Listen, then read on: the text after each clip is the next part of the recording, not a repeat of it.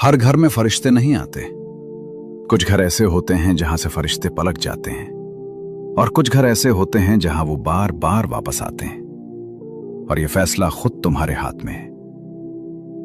नबी करीम सल्लल्लाहु अलैहि वसल्लम ने फरमाया कि रहमत के फरिश्ते उस घर में दाखिल नहीं होते जिसमें कुत्ता हो या तस्वीरें हों। यह रिवायत सही बुखारी और सही मुस्लिम दोनों में मौजूद है, मगर इस हदीस का असल मग़ज़ सिर्फ उन दो चीजों तक महदूद नहीं।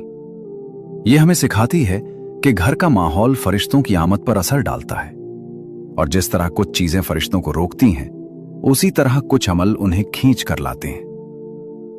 नबी करीम सल्लल्लाहु अलैहि वसल्लम ने फरमाया कि जिस घर में सूरह अल बकरा पढ़ी जाती है उसमें शैतान दाखिल नहीं होता।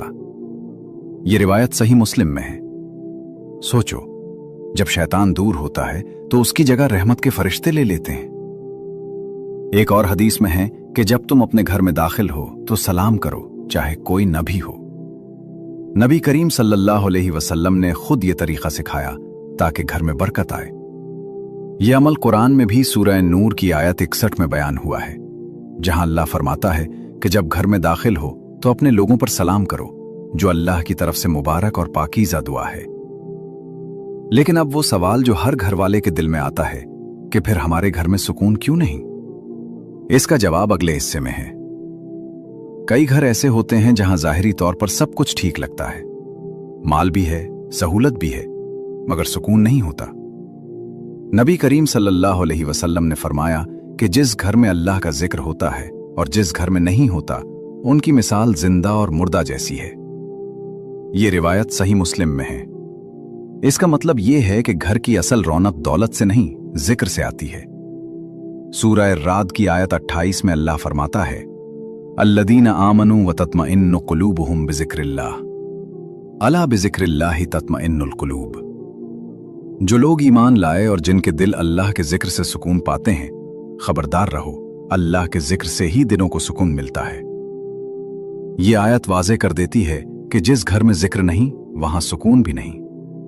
इसीलिए जिस घर में नमाज वक्त पर हो, जहां कुरान की तिलावत होती हो, जहां बड़ों का एहतराम हो और जहां छोटों से मोहब्बत की जाती हो, वहां रहमत के फरिश्ते खुद ब खुद खिंचे चले आते हैं, क्योंकि वहां वही माँ।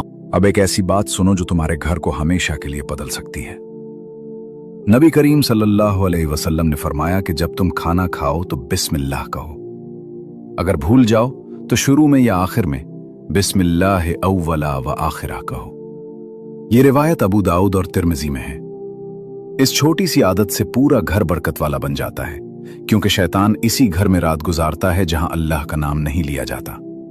और एक और अमल जो बहुत जरूरी है, वो है घर के अफराद के दरमियान मोहब्बत और माफी।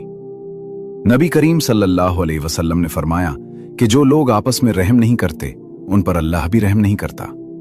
यह रिवायत सही बुखारी में है।